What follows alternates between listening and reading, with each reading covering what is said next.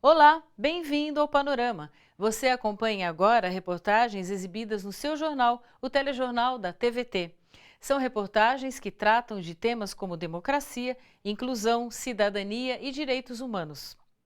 A gente começa o Panorama de hoje falando sobre a troca de conhecimentos entre sindicalistas brasileiros e alemães.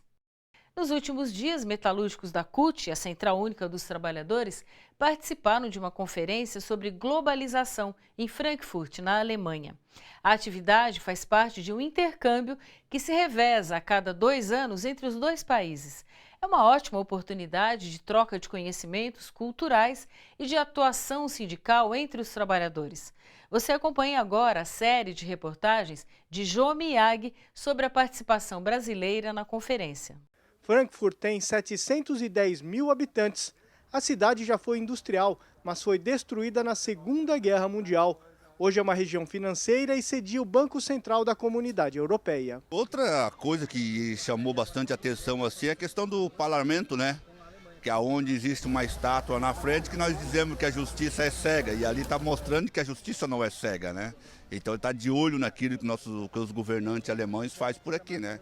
A Conferência Expressões da Globalização é realizada a cada 2 anos, um encontro no Brasil e outro na Alemanha.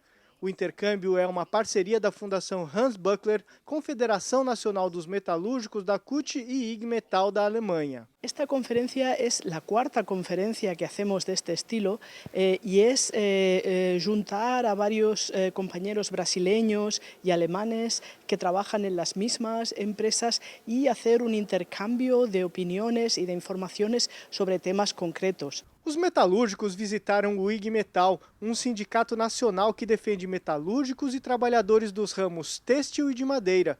São cerca de 160 sedes regionais e 2.300.000 sindicalizados em todo o país. Os trabalhadores conversaram com representantes da IG Metall sobre o funcionamento dos sindicatos na Alemanha.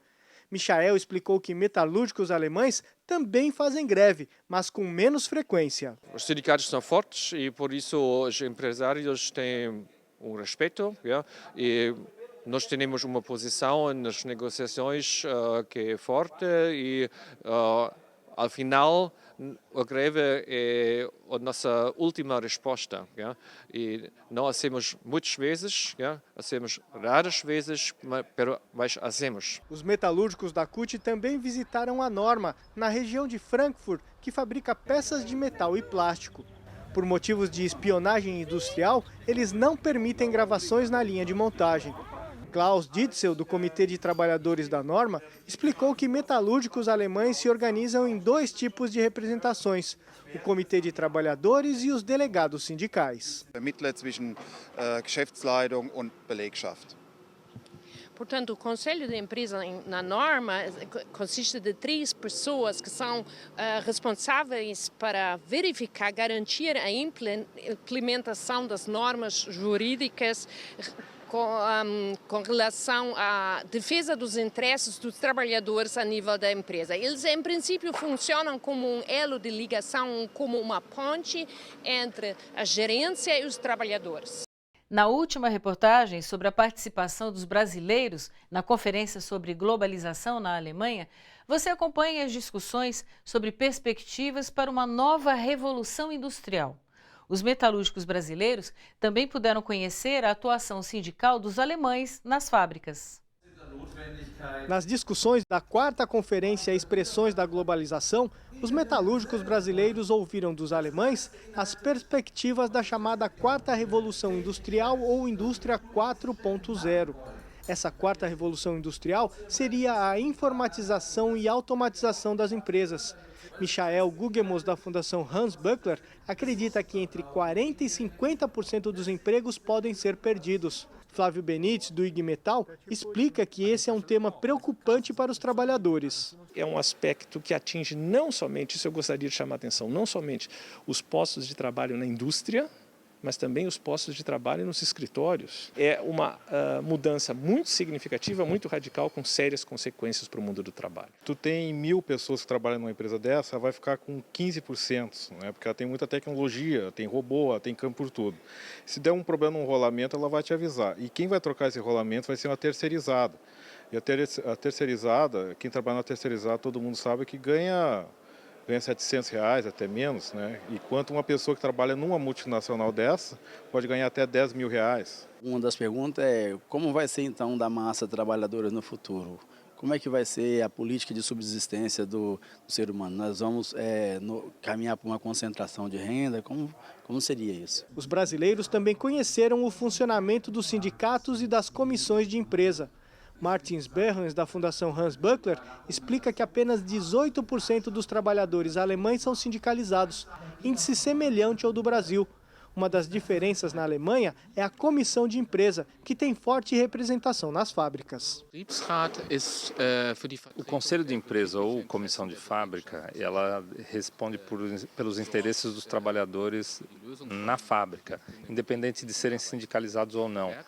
O sindicato e as associações patronais são aquelas responsáveis para negociar as convenções coletivas de trabalho, que regulam toda a relação capital e trabalho em setores empresariais e não só numa empresa, né? E os conselhos de empresa, eles não têm o direito de convocar uma greve, né? Esse é um trabalho que os sindicatos devem fazer.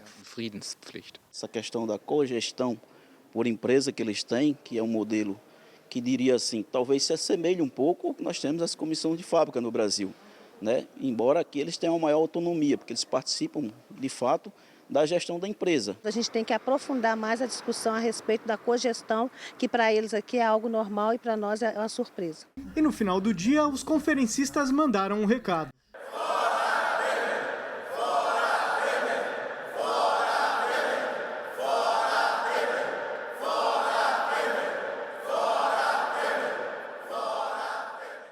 A gente muda de assunto agora para falar sobre um problema que as mulheres enfrentam cotidianamente: a violência sexual.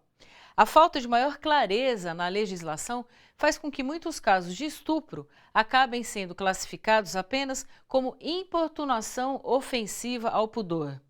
É bom saber que há 7 anos a lei se tornou mais rigorosa e não exige que o ato sexual seja consumado para configurar o estupro. Mas classificações continuam sendo feitas incorretamente. Além disso, outro problema é a falta de notificação pelas vítimas. Acredita-se que acontecem 500 mil casos de estupro por ano no Brasil, mas apenas 50 mil são denunciados. Muitos acontecem no transporte público, como metrô, trens e ônibus. Veja na reportagem de Vanessa Nakazato. Em 2009, uma alteração na lei passou a determinar que estupro é constranger alguém, mediante violência ou grave ameaça, a ter conjugação carnal ou praticar qualquer outro ato libidinoso. Segundo esta advogada, o estupro é um crime difícil de configurar, porque a lei é genérica e abre margem para interpretações. Estupro é um crime contra a liberdade e contra a dignidade sexual de alguém. Você impor a alguma pessoa alguma prática sexual contra a vontade dela, e normalmente essa imposição vem com violência ou com grave ameaça. Essencialmente, estupro é isso. Dados oficiais mostram que foram considerados estupro menos de 2% dos casos de abuso sexual registrados na Delegacia de Polícia do Metrô de São Paulo entre janeiro de 2011 e maio de 2016, ou seja, apenas 12 boletins de ocorrência. Os outros 631 casos foram classificados como importunação ofensiva ao pudor, que é a prática do ato libidinoso, definido como contravenção penal, não como crime.